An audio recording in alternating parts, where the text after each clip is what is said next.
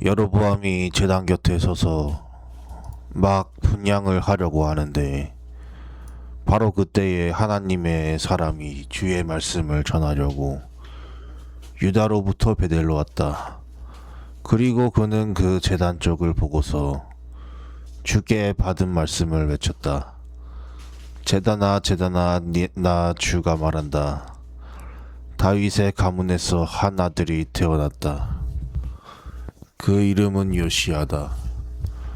그가 너희 위에 분향하는 산당의 제사장들을 너희 위에서 죽여서 제물로 바칠 것이며 또 그가 너의 위에서 그 제사장들의 뼈를 태울 것이다.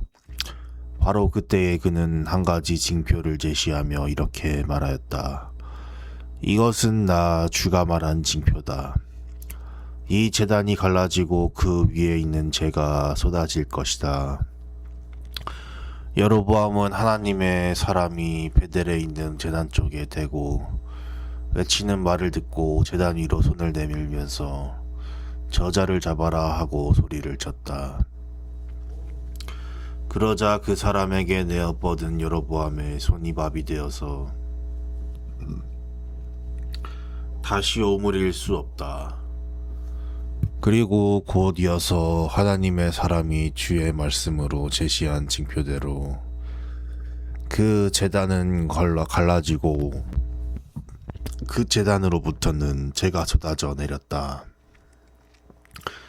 그러자 왕은 하나님의 사람에게 제발 그대의 주 하나님께 은총을 빌어서 내 손이 회복되도록 기도하여 주시오 하고 청하였다. 하나님의 사람이 주께 은총을 비니 왕의 손이 회복되어서 예전과 같이 되었다. 이에 왕은 하나님의 사람에게 말하였다. 나와 함께 집으로 가서 피곤을 풀도록 합시다. 그대에게 선물도 주고 싶소. 그러나 하나님의 사람은 왕에게 이렇게 말하였다. 비록 임금님께서 저에게 왕실 재산의 절반을 주신다고 하여도 나는 임금님과 함께 갈 수가 없습니다.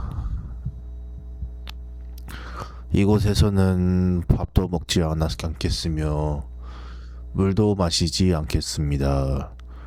주께서 나에게 명하시기를 밥도 먹지 말고 물도 마시지 말고 온 길로 되돌아가지도 말라고 하셨습니다. 그런 다음에 그는 베델에 올 때에 온 길로 돌아가지 않고 다른 길로 돌아갔다. 그 무렵에 늙은 예언자가 베델에 살고 있었다.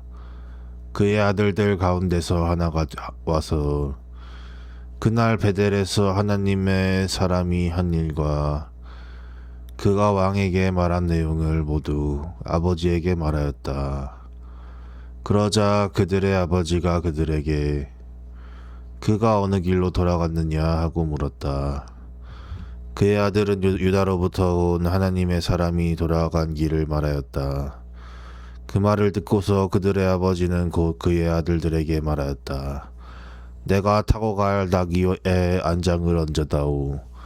그들이 아버지가 타고 갈 나귀에 안장을 얹으니 그는 나귀를 타고서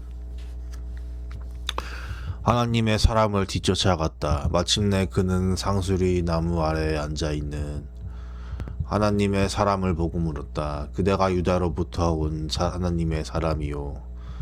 그러자 그가 대답하였다. 그렇습니다. 그는 하나님의 사람에게 말하였다. 함께 우리 집으로 가서 무엇을 좀 잡수시고 가시지요. 하나님의 사람은 대답하였다. 나는 노인 어른과 함께 돌아가서 노인 어른의 집에 들어갈 수 없습니다. 또 이곳에서는 누구와 함께 밥을 먹어도 안 되고 물을 마셔도 안 됩니다. 주께서 나에게 명하시기를 여기에서는 밥도 먹지 말고 물도 마시지 말고 온 길로 되돌아가지도 말라고 하셨습니다. 그래서 그는 하나님의 사람에게 이렇게 말하였다. 나도 그대와 같은 예언자요. 주께서 천사를 보내셔서 나에게 말씀하시기를 그대는 내 집으로 데리고 가서 밥도 대접하고 마실 물도 대접하라고 하셨소. 그런데 그것은 거짓말이었다. 이렇게 해서 하나님의 사람은 이 늙은 예언자와 함께 가서 그의 집에서 밥을 먹고 물도 마셨다. 그들이 이렇게 식탁에 함께 앉아 있는데 주의 말씀이 하나님의 사람을 데려온 그 예언자에게 내렸다. 그는 유다에서 온 그 하나님의 사람에게 이렇게 외쳤다. 나 주가 말한다. 너는 주의 말씀을 어기고 내 주 하나님께서 너에게 말씀하신 명령을 지키지 않았다. 너는 주께서 밥도 먹지 말고 물도 마시지 말라고 말씀하신 곳에서 밥도 먹고 물도 마셨다. 그러므로 내 죽음은 내 조상의 무덤에 묻히지 못할 것이다. 그 늙은 예언자는 하나님의 사람이 밥을 먹고 물을 마신 뒤에 나귀 등에 안장을 얹어 주었다. 이에 그 사람이 길을 떠났다. 그는 길을 가다가 사자를 만났는데 그 사자가 그를 물어 주었다.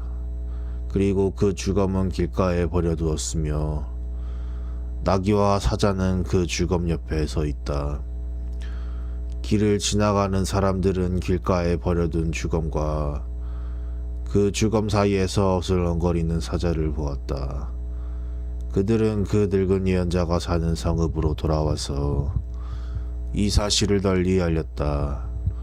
길을 가는 하나님의 사람을 자기 집으로 데려고 간 그 늙은 예언자가 이 말을 듣고 말하였다. 그는 틀림없이 주의 말씀을 어긴 그 하나님의 사람일 것이다. 주께서는 전에 그에게 말씀하신 대로 그를 사자에게 내주셔서 사자가 그를 찢어 죽이게 하신 것이다. 그리고 그는 또 자기의 아들들에게 나귀의 안장을 지으라고 하였다. 그들이 나귀의 안장을 지어 놓으니 그는 곧 가서 길가에 있는 그 죽음을 찾아내었다. 나귀와 사자가 그 죽음에 가까이에 서 있었는데 사자는 그 죽음을 먹지 않았을 뿐 아니라 나귀도 물어 죽지 않았다. 예언자는 하나님의 사람의 죽음을 나귀 등에 싣고 자기의 성읍으로 옮겨와서 곡을 한 뒤에 묻어주었다. 그 죽음을 자기의 무덤에 안장하고 나서 그 늙은 예언자는 아이고 내 형제여 하면서 통곡을 하였다. 장사를 마친 뒤에 그는 자기 아들들에게 말하였다. 내가 죽거든 너희는 나를 이 하나님의 사람이 묻힌 곳에 같이 묻어다오. 나의 뼈를 그의 뼈 앞에 두어라. 그가 주의 말씀을 받아서 베델에 있는 제단과 사마리아 성읍가 안에 있는 모든 산당을 두고 외친 그 말씀이 그대로 이루어질 것이다. 이런 일이 생긴 뒤에도 여로보암은 여전히 그 악한 길에 돌아서지 아니하고 오히려 일반 백성 가운데서 원하는 사람은 누구든지 산당의 제사장으로 임명하였다. 그런 일 때문에 여로보암 가문은 죄를 얻었으며 마침내 땅에서 흔적도 없이 사라졌다.